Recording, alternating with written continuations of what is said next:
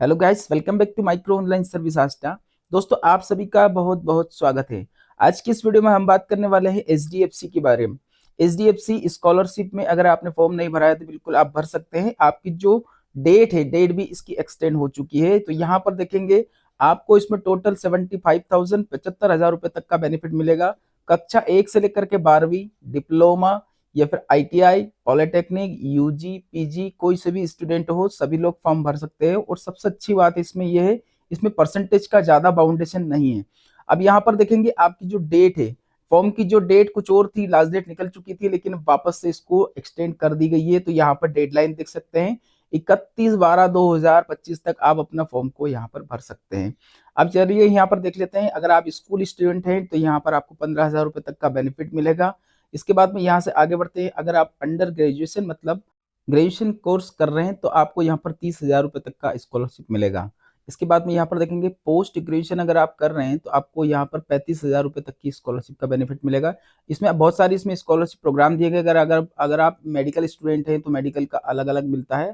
तो यहाँ पर टोटल इसमें जो बेनिफिट है वो 75,000 तक का है।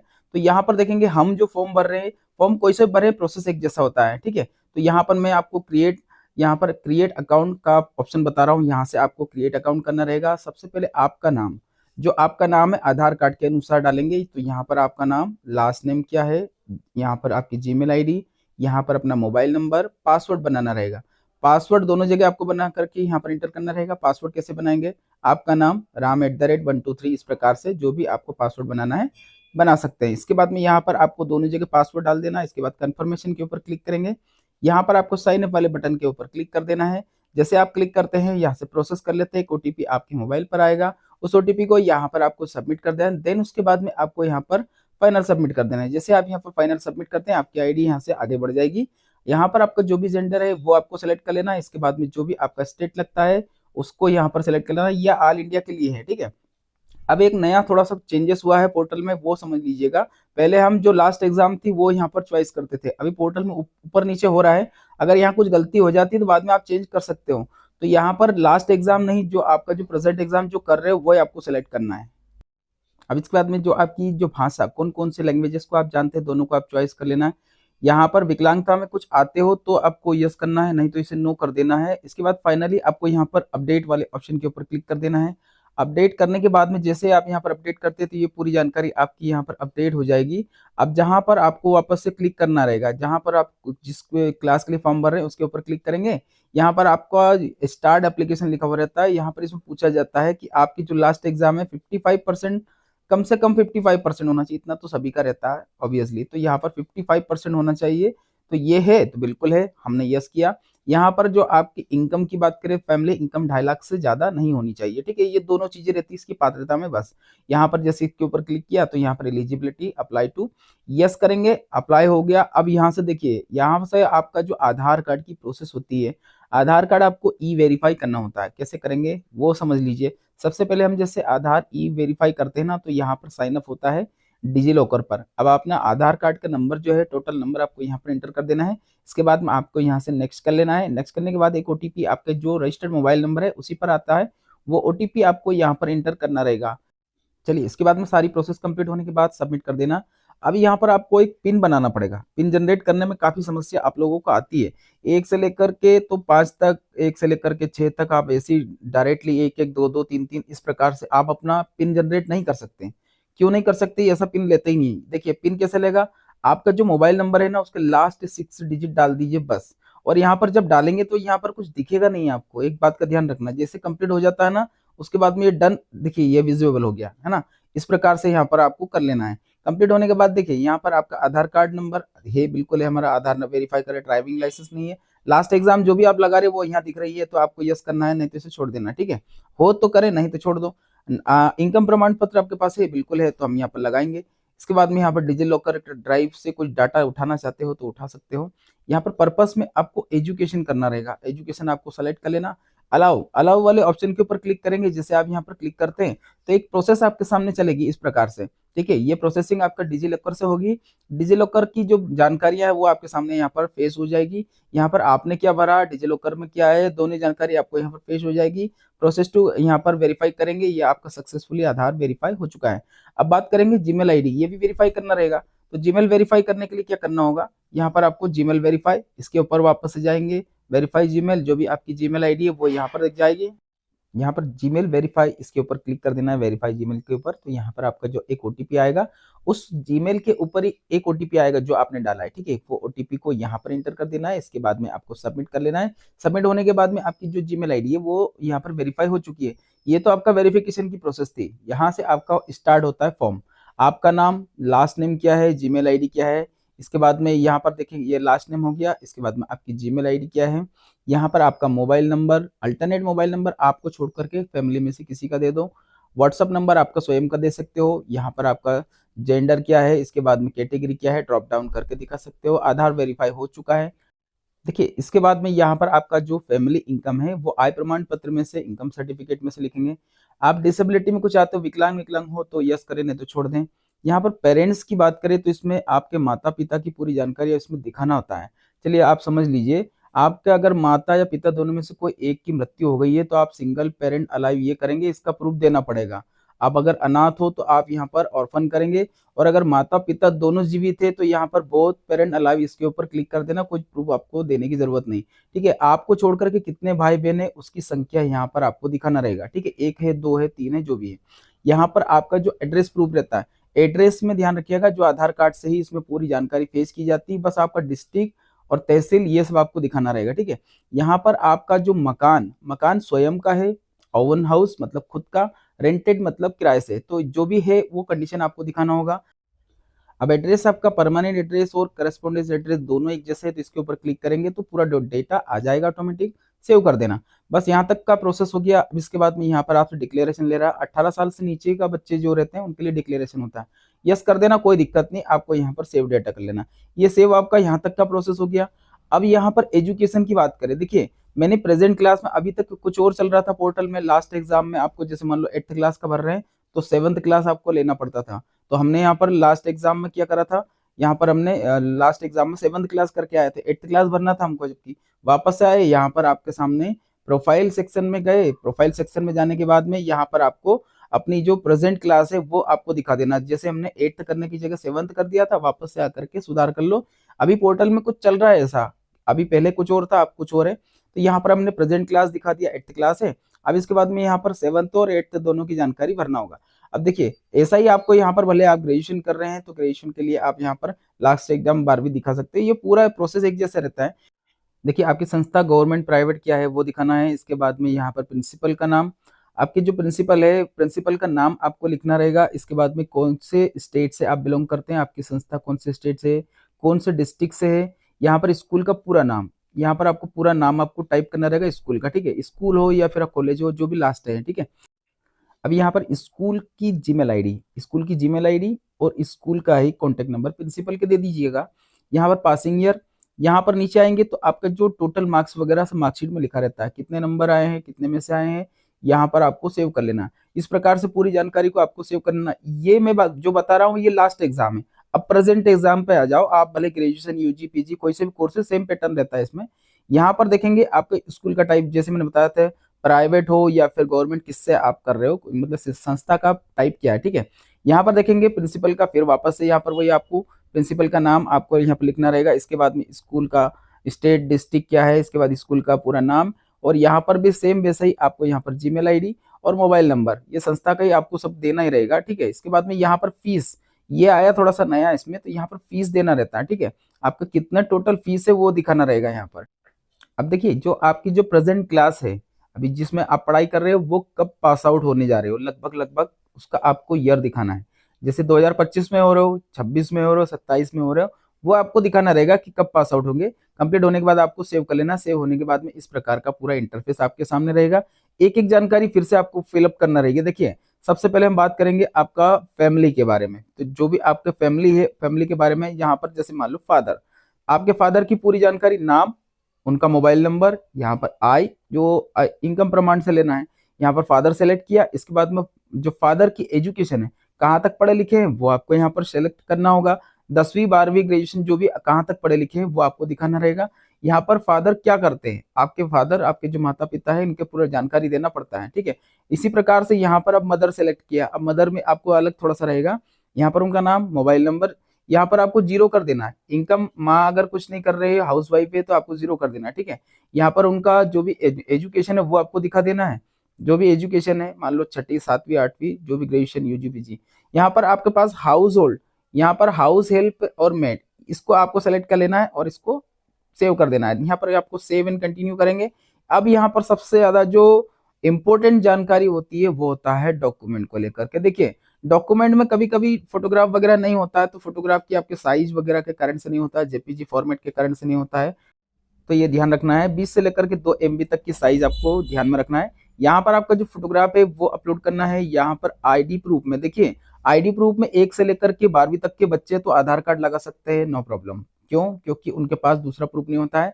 और आप अगर यूजी पीजी पढ़ने वाले बच्चे हैं, ग्रेजुएशन कर रहे हो, और या फिर आप पोस्ट ग्रेजुएशन करने वाले बच्चे हैं, तो फिर आपको यहाँ पर आपका पैन कार्ड या फिर वोटर आईडी कार्ड लगाना होगा। उसमें फिर आधार कार्ड आप नहीं लगा सकते, इसमें इंस्ट्रक्शन दिया है, आप पढ़ सकते हो, ठीक है। तो यहाँ पर ये जानकारी ध्यान रखिएगा। लास्ट एग्जाम की मार्कशीट, आपकी जो एकेडमिक लास्ट एग्जाम क्या है, आप जो भी आपके लास्ट एग्जाम है वो आपको दिखाना रहेगा। इसके बाद में यहाँ पर आपका एडमिशन का प्रूफ, एडमिशन के प्रूफ में आईडी कार्ड हो, यहाँ पर एडमिशन का ये बोनाफाइड लेटर हो, कुछ भी हो और आप लगा सकते हो जो आपके पास प्रूफ हो। यहाँ पर लास्ट एग्जाम की फीस स्लिप आपकी एकेडमिक सेशन 2025-26 की होनी चाहिए। एडमिशन के बाद में यहाँ पर देखेंगे आपका आय प्रमाण पत्र आपको 3 साल से पुराना नहीं होना चाहिए, 3 साल से पुराना नहीं होना चाहिए, ठीक है। यहाँ पर bank passbook, any bank passbook आप लगा सकते हो, इसमें कोई बाउंडेशन नहीं है, SBI स्कॉलर जैसा इसमें ऐसा कुछ भी नहीं है, आप किसी भी बैंक को लगा सकते हैं।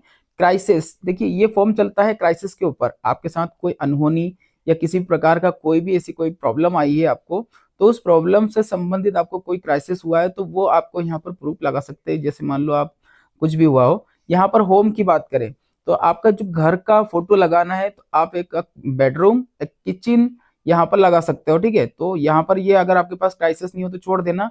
और अगर होम की बात करें, घर का फोटो लगाना है तो आप किचन, बेडरूम और आपका बाहर से आपके घर का फोटो, मतलब 3 फोटो बना करके आप, मतलब 3 फोटो को एक PDF बना करके आप लगा सकते हैं, ठीक है। तो जैसा कि मैं बता रहा हूँ, यहाँ पर आपका किचन भी होना चाहिए, उसमें बेडरूम में लगा दो और उसी में आपको ये पूरी जानकारी करके एक PDF बना लेना और सबमिट कर देना। नीचे वाला ऑप्शन एलिजिबल नहीं होता सभी के लिए। कंप्लीट होने के बाद में यहाँ पर आपको सेव एंड कंटिन्यू करेंगे। चलिए, इसके बाद में यहाँ पर प्रेफरेंसेस की बात करें। अब प्रेफरेंसेस में भी आपको समझ लेना है। प्रेफरेंसेस में सबसे पहले रिलेशनशिप में प्रिंसिपल, NGO या प्रोफेसर। देखिए, आप स्कूल से पढ़ रहे हो या आप कॉलेज से पढ़ रहे हो, कोई ना कोई तो आपके प्रिंसिपल रहते हैं संस्था को संभालने वाले, ठीक है। तो उनका नाम, मोबाइल नंबर और यहाँ पर प्रिंसिपल सेलेक्ट करेंगे। दूसरे में वापस से आएंगे तो यहाँ पर प्रोफेसर सेलेक्ट कर लीजिए। यहाँ पर प्रोफेसर या फिर टीचर जो भी है तो वो आपको सेलेक्ट कर लेना, नाम, मोबाइल नंबर, और आपको यहाँ पर उसको सेव कर देना है। सेव करने के बाद ये जानकारी रिकॉर्ड में आ जाएगी। दोनों जानकारियों को फिर से एक बार आपको सेव एंड कंटिन्यू कर लेना। इस प्रकार से जैसे आप क्लिक करते हैं तो यहाँ पर ग्रीन ग्रीन आना चाहिए, ठीक है। रेड अगर कुछ मार्किंग है तो सेव नहीं होता डाटा। फिर यहाँ पर आपका बैंक पासबुक, कोई से भी बैंक पासबुक लगा सकते हो। आपका नाम यहाँ लिखेंगे, अकाउंट नंबर यहाँ लिखेंगे, IFSC कोड जैसे आप यहाँ पर इंटर करते हैं तो ये पूरी जानकारी एक साथ आपके पेश होकर के आ जाएगी। IFSC कोड सही डालेंगे तो बैंक का डिटेल, एड्रेस वगैरह सब आ जाएगा, ठीक है। सबमिट करेंगे। सबमिट करने के बाद यहाँ से आगे बढ़ेंगे। सबसे जो मेन इंपॉर्टेंट होता है आपका HDFC फॉर्म भरने में, ये होता है मोर अबाउट योर सेल्फ। भाई इसको गलत मत भरना, क्योंकि इसी के ऊपर ही डिपेंड होता है इस स्कॉलरशिप को पाना, ठीक है। आपकी फैमिली के साथ क्या हादसा हुआ, क्या प्रॉब्लम आई, ये सब दिखाना पड़ता है। देखिए, नंबर 1 पॉइंट है कि आपकी फैमिली में घर के कोई मेंबर है, उनका जॉब वगैरह हाथ से चला गया, मतलब जॉब लॉस हो गया, घर में कोई मेडिकल जैसा कोई क्राइसिस हुआ है, इलनेस हुआ है, या फिर किसी भी प्रकार का बाढ़ या फिर अर्थक्वेक मतलब भूकंप वगैरह, इनमें से कुछ संकट से आप जूझ रहे हो, या फिर प्राइमरी अर्निंग मेंबर को कोई प्रॉब्लम हो गई, मतलब कमाने वाले कोई मेंबर हो उनको कोई समस्या आई हो, या फिर यहाँ पर हेल्थ से संबंधित कोई क्राइसिस हुआ, या फिर कोविड-19 जैसा कोई आपको यहाँ पर इम्पैक्ट हुआ है, तो इनमें से कुछ भी आपके साथ हुआ है तो ये आपको बताना होगा। अगर इनको इनमें से कुछ नहीं है तो आपको आदर करना रहेगा, लेकिन ध्यान रखिएगा ये स्कॉलरशिप मिलती ऐसे ही व्यक्ति को है जिनको कोई समस्या आई हो, ठीक है। यहाँ पर कुछ नहीं है, आप यहाँ पर एनए करते हैं, जैसे मान लो मैंने यहाँ पर किया है, सडनली फैमिली के जो मेंबर है उनका जॉब लॉस हुआ है, तो उसके बारे में आपको यहाँ पर लिखना भी रहेगा। इसके बाद में देखिए अगला जो पॉइंट रहता है वो रहता है आपकी स्टडीज से लेकर के डेली स्टडीज में आपको क्या क्या प्रॉब्लम आई, यहाँ पर ज्यादातर समस्या आई है या फिर शॉर्ट टर्म में आपको प्रॉब्लम आई है, इनमें से आपको कुछ ऐसा लगता है कि हाँ इस कंडीशन में हो आप, तो यस करें, नहीं तो इस पॉइंट को वैसे तो आप नॉट एप्लीकेबल कर दें तो अच्छा रहेगा, क्योंकि ये आपको लॉन्ग टर्म और शॉर्ट टर्म के दोनों की जानकारियां पूछ रहा है, तो यहाँ पर नॉट एप्लीकेबल कर दीजिएगा। अब एक बात का ध्यान रखिएगा, यहाँ पर आपसे पूछा जाता है कि आपको जो क्राइसिस हुआ है, आपके साथ प्रॉब्लम आई है, वो कब से आ रही है, मतलब आपकी जो समस्या है, आपके घर में जो प्रॉब्लम चल रही है जिसके कारण से आप पढ़ाई नहीं कर पा रहे हो और आपके घर में सपोर्ट नहीं मिल पा रहा, तो 22, 23, 24, 25 कब से हो रहा है, तो यहाँ पर जो भी समस्या है वो आप अपने अनुसार बताएंगे। जैसे मैंने यहाँ पर 2023 को मैं यहाँ पर सेलेक्ट करूंगा कि 2000 जिस एप्लीकेंट का भर रहा हूँ उनका 2023 से प्रॉब्लम चल रहा है, ठीक है। अब यहाँ पर जो क्राइसिस है, क्राइसिस में आपको यहाँ पर किसी से सपोर्ट मिला है क्या, गवर्नमेंट स्कीम या एनजीओ, या किसी से आपको सपोर्ट मिला, आपके दोस्त या फैमिली से आपको कोई सपोर्ट मिला है, या फिर आप स्वयं ही उससे मैनेज कर रहे हैं जैसे तैसे करके। तो हमारे पास जो एप्लीकेंट है वो स्वयं ही अपने हिसाब से पूरा मैनेज कर रहे हैं, तो यहाँ पर ऑन मैनेज इसके ऊपर मैंने क्लिक किया। अब यहाँ पर पूछा जाता है कि जो क्राइसिस है उसके बारे में आपको कुछ जानकारी देना होगा, आपके साथ टेम्पररी प्रॉब्लम आई है या फिर आपने एग्जाम या क्लासेस मिस किया हो, या फिर आपका जो घर की जो फैमिली है, फैमिली के कारण से आप मतलब उस प्रॉब्लम से होकर के सपोर्ट आपकी जो फैमिली है उससे भी पूरा छूट गया हो, या फिर लॉस हाउस होल्ड आपके घर की इनकम पूरी खत्म हो गई हो, या फिर यहाँ पर देख सकते हैं एजुकेशन जैसी चीजों का आपने कोई एडमिनिस्ट्रेशन या फिर डिले हुआ हो, आपका जो एडमिशन है वो छूट गया हो, ऐसा कुछ हुआ हो तो यस करें, उसको दिखाना होगा, नहीं तो नो करके एने कर देना है। यहाँ पर इलनेस या जो बीमारी है आपके घर में कोई किसी को मेडिकल हुआ है, डिसेबिलिटी हुई है, तो वो आपको दिखाना पड़ेगा, उसका प्रूफ भी देना पड़ता है, और नहीं है कुछ भी तो आप यहाँ पर नो करेंगे। ये आपके पास होगा, जितना ज्यादा यहाँ पर क्राइसिस दिखाएंगे, जितना ज्यादा आपकी मजबूरी को दिखाएंगे, बेनिफिट उतना ही मिलेगा। अब इस स्कॉलरशिप के बारे में आपको कहाँ से जानकारी मिली है, सबसे पहले बडी फॉर स्टडी या फिर HDFC bank, NGO partner, social media, newspaper, radio, school, college, university, कहाँ से मिला है, तो ऑब्वियसली हम यहाँ पर बात कर रहे हैं सोशल मीडिया से, तो सोशल मीडिया इसके ऊपर सेलेक्ट कर देना है। यहाँ पर पूछा जाता है कि आपको प्राइवेट स्कॉलरशिप वगैरह कुछ या फिर गवर्नमेंट स्कॉलरशिप आपको मिला है क्या, उसके बारे में सिर्फ जानकारी देना है, आपको इसमें घबराने की जरूरत नहीं। ये प्राइवेट स्कॉलरशिप है, सभी लोग डाल सकते हो उसमें, कोई सी भले आपने गवर्नमेंट स्कीम में फॉर्म भरा उसके बारे में बताना कि हमने ये फॉर्म भर दिया बस, और कोई दिक्कत नहीं। देखिए आपको अगर मान लो आपका जो स्कॉलरशिप में फिजिकली आप शॉर्ट लिस्टेड हो चुके हो, ऑन वेरिफिकेशन हो चुका, सब हो गया, तो क्या आप इसका ऑन वेरिफिकेशन के साथ साथ आपके घर पर फिजिकल वेरिफिकेशन करवाना चाहेंगे, यस करेंगे, इसको बिल्कुल एग्री करना रहेगा। एग्री करने से ये होता है कि आप सच बोल रहे हो, ठीक है, और उसके बाद में पूरा एड्रेस आपको यहाँ पर टाइप कर देना है।